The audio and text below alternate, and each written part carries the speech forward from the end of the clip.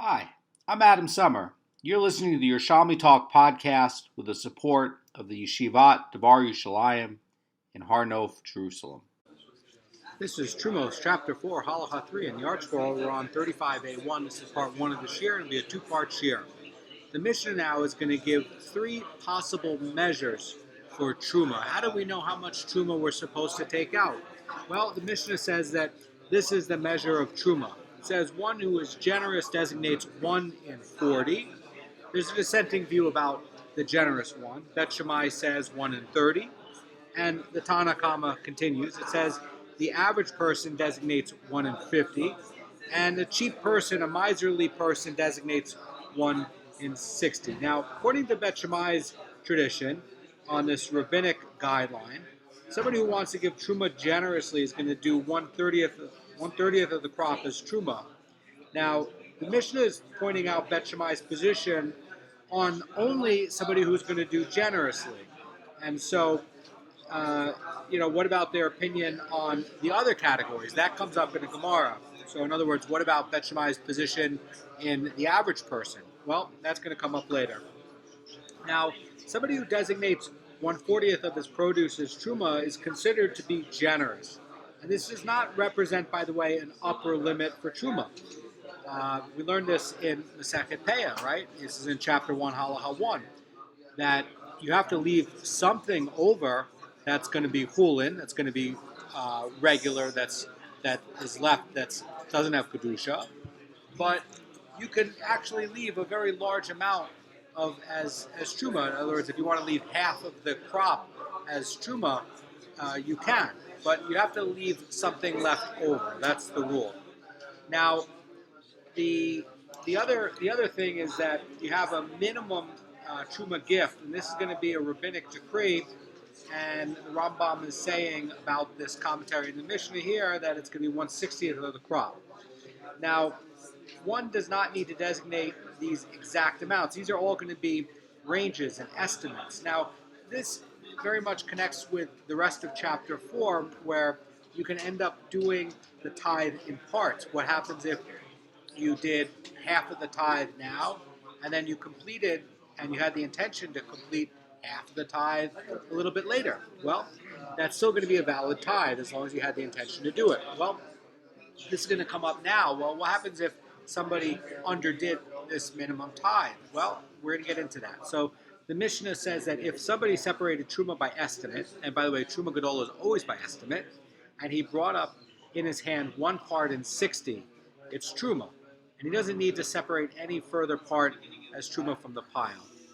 But then if he went back and he added to the truma, the additional amount is not truma. Why? Because he completed the act. He did it the first time. He said, this is truma, and he designated it correctly. Okay, granted, it's going to be 1 in 60th. It's going to be the miserly portion, but he completed the act. Then he realizes, I underdid it. I want to do a little bit more. Well, he underdid it. So you're basically saying that it's going to be completed. Then it says that if he went back and he added the truma, the additional amount is not truma, and therefore this extra amount that you picked up, it's still subject to maasros, right? It's still subject to the second tithe, maaser rishon. And basically, since the full measure of truma has already been taken, the remainder of the pile still has to be rectified. So you can't designate something else because you've already done it. And the produce designated after is like the rest of the pile. And, basically maaser was not taken out. So you have to take out maaser. Now it says if he brought up in his hand 1 part in 60, it's truma, but he must go back and separate his usual amount of truma from the pile, measuring by volume, weight, or by count. So what case are we talking about here? So let's say you have a guy who's normally taking out the amount that he's normally going to take out is a bigger amount, and he wants to take out more. Well, since the measure does not meet the minimum rabbinic requirement of 1/60th, the truma designation is considered to be incomplete. And so by biblical law, the produce was tithe, but by rabbinic law, he has to add to the truma until he matches his normal gift. And in other words, if you want to take out the generous amount and you took out under the rabbinic amount, let's say you took out 1/70th, okay, so that's too small to be the minimum measure. They're saying that you add up until you get about up to 1/40th. And then they're going to be saying that you can either do by volume, by weight, or by count. So normally truma is going to be by estimate, but in the case of a biblical obligation, it was already done. So the truma that's being separated now is intended only to add to it so that the owner will give his normal amount. And the Derech Hamuna is saying that this ensures that the owner will not repeat his earlier error and designate the full amount. And in other words, this is a fence that the sages are putting up, so they're not taking out an additional 1/40th, and then you end up where maybe you have miser issues. Now, according to the Tanakama, the remaining truma must be separated, as always, from nearby product, and Rabbi Yudah disagrees. In other words, we have the law of proximity for Truma Gedola. That means that it has to be in generally the same area. Now, Meiser Rishon and Meiser Sheni can be separated, this in this room and that in that room, or this is in one city and that's in another city. That doesn't need the law of proximity. But Truma Gedola and Challah do need the law of proximity. Rabbi Yudah disagrees. He's saying that this tithing may be separated even from produce that's not in close proximity. In other words, the Tanakama is saying that the regular requirement in Truma Gedola is going to be for proximity, and this is also with this supplementary Truma where you're trying to add to it. But Pnei Moshe points out that Rabbi Yudah is saying that that this is waived because you're adding something to a rabbinic requirement. In other words, you undertithed, you took out 1/70th instead of 1/60th, you undertithed it, and you want to bring it up to your normal amount. Okay, so he's basically saying that to bring it up, you don't need to have the law of proximity. This is not going to be the halacha. And then it's interesting because you say, but wait a second, Truma Gedola is also going to be by estimate. Now they say that you can do it by weight. How can that be? So that's kind of like what Rabbi Yudah's point is. Rabbi Yudah's point is to say that, look, a lot of these things are already waived. A lot of these requirements are already waived. So this one should be waived too. That's not going to be the halacha. Now, Truma sets forth, in the Mishnah, and it talks about how it's like a rabbinic origin. And how do you know this is a rabbinic origin? And how do you know with the law of a generous person? So, in Ezekiel 45:13, the Gemara is going to be pulling from there to understand, really, the mention of Truma. And that is going to talk about mincha contributions made in the inauguration of the third temple. And the Gemara is going to expound the term as an allusion to Truma Gedola, and it's going to say this rabbinic measure for separations of Truma. So, again, in chapter 45 of Ezekiel, it's talking about the future third temple. So it says, it's written, and this is the Truma that you will separate 1/6 of an ephah from a homer of wheat, and 2/6 of an ephah from a homer of barley. The ephah contains 3 seah. So then, over here, there's going to be 10 ephah to a homer. And therefore, if you have 1/6 of an ephah, that's going to be half a sa'ah. And that's going to be 1/60th of a homer. And then while you have 2/6 of an ephah, it's going to be 1/30th of a homer. So the commentators here are going to be pointing out how we're going to be handling this 1/6. And with respect to wheat, the verse is stipulating 1/6 of an ephah per homer. And then talking about barley, it's going to be talking about 2/6 of an ephah. So it should seem that maybe there's, different tithes for different species. And in other words, one is going to come out to 1/60th and one is going to come out to 1/30th. And maybe this is how Bet Shammai gets to be at 1/30th. So the Gemara is going to give a possible interpretation but dismiss it. It's going to say that it could be thought that one separates one part in 60 from wheat and one part in 30 from barley. But the verse says that, and all truma of all produce. And it's where it's teaching that all trumos of all species, it should be of equivalent measure. So, in other words, Shmuel is going to explain and say that, add 1/6 of an epoch to 2/6 of an epoch, and you're going to have a total of half an epoch, and you're going to fix the two chomrim in this verse, and it's going to be that one separates one part out of 40 as truma, and by the way, this is how you get to the scriptural source for truma measuring for somebody who's generous. So, in the verse in Ezekiel in 44:30, it's going to say, and all the truma of the produce from all your trumos shall be for the Kohanim. And simply read, this is really saying that trumos from all species. So in other words, it's not saying that, wheat will have one separation requirement and one number for that, and barley will have another one from that. We just go back in Ezekiel one chapter to say all your trumos.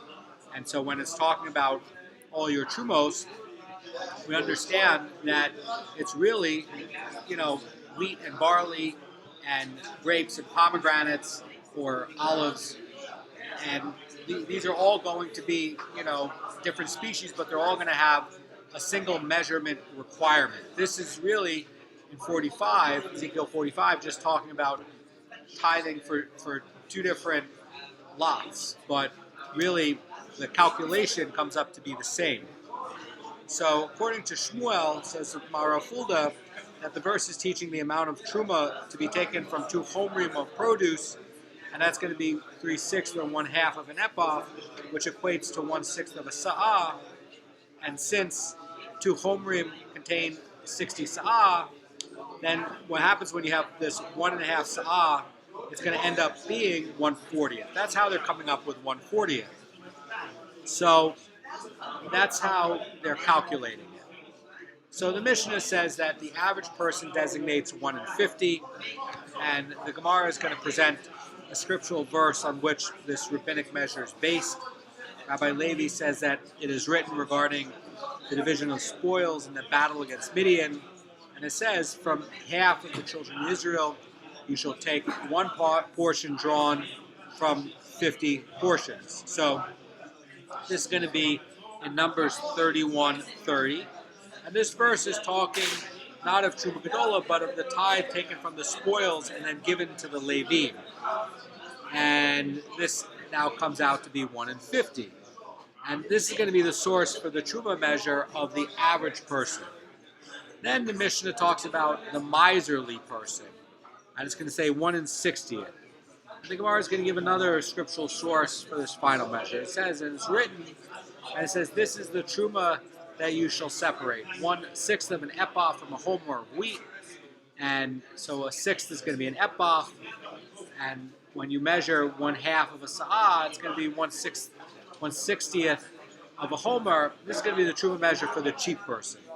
So this again is connecting back to Ezekiel 45:13. And the Gemara is interpreting the verse as saying that 1/6 and 2/6 combine to rectify 2 chomrim. And the Gemara is going to expound this reference to 1/6 as a separate Truma measure. So the Gemara's reasoning says that B'nai Moshe, that the verse could have taught that a single 3/6 measure, and by dividing the 3/6 into 2 parts, it indicates that each segment of the verse can be expounded separately. And accordingly, the rabbis are learning from the verse's measure and mention is 1/6 of an ephah, and that's how they're coming up with 1/60th. In other words, they have some different calculations over here, and when you calculate it out, it comes out to 1/60th on this part. Now, the Mishnah said about Bet Shammai. It said Bet Shammai says regarding the Truma measure of the generous person that it is 1 in 30. Now, the Gemara is going to explain the scriptural source that supports this rabbinic measure, and it says, and 2/6 of an ephah from a homer of barley. This is again from Ezekiel 45:13, and we have over here 2/6 of an ephah or 1 sa'ah, and then that's going to end up being 1/30th of a homer. So Bet Shammai is going to calculate this out as saying that this must be the Truma measure for the generous person. And according to Bet Shammai, the verse's second clause is regarding the 2/6 of an ephah of barley. And when you look at this barley calculation, and you look at it independently, this is going to be the basis for the generous truma separation of 1/30th, because if you just take a snapshot of the calculation in Ezekiel 45:13 about the barley part, not the wheat part, it comes out that that's going to be 1/30th. So that's how Bet Shammai comes out with 1/30th. And the Gemara is going to present Bet Shammai's view, and it's going to say that the average person designates now 1 in 40, and this is known to Bet Shammai from a verse expounded in a statement of Shmuel, who said that we add 1/6 of ephah to 2/6, which comes to 1/40th of Beurim. So according to Bet Shammai, this is going to be the average truma designation. And the Gemara is going to address Bet Shammai's ruling regarding a miserly person, and it's going to say that a miserly person designates 1 in 50th. And this is going to come from the verse that Rabbi Levi was talking about the Midianite spoils that we were just talking about. So, according to Bet Shammai, this is going to represent the truma measure of the cheap person. Now, having looked at these different expanded measures of truma, the Gemara is going to provide reassurance regarding the cost of separating tithes, and Rabbi Levi Bar Chanina says that whoever separates his tithes properly will lose nothing thereby. And what is the source for this statement? And it says it's the following verse, which speaks of the imperative to use honest weights and measures when separating tithes. And in Ezekiel 45:11, the verse is talking about the use of honest measures in general for tithes in particular. And it says, and the homer and the ephah is 1/10 of a homer, and its volume shall be of the homer. This implies that even after the tithes are taken, the ephah's volume shall remain a part of the homer. And this is the verse that is in principle talking about the other volume, which is going to be subtracted by tithing, and that's going to be restored. In other words, after saying that the ephah is removed from the homer as meiser, the verse says that its volume is of the homer, which implies that the homer remains unchanged. The Gemara is understanding this to be an assurance that ultimately you don't lose anything by adhering to the laws of tithes, and everything that he gives is going to come back to you and be restored. And we see this in Bavli and Tanis 9a, is teaching that somebody who fulfills his tithing obligation is actually going to become wealthy. And it's going to be more expansive than even what the Yerushalmi here is saying.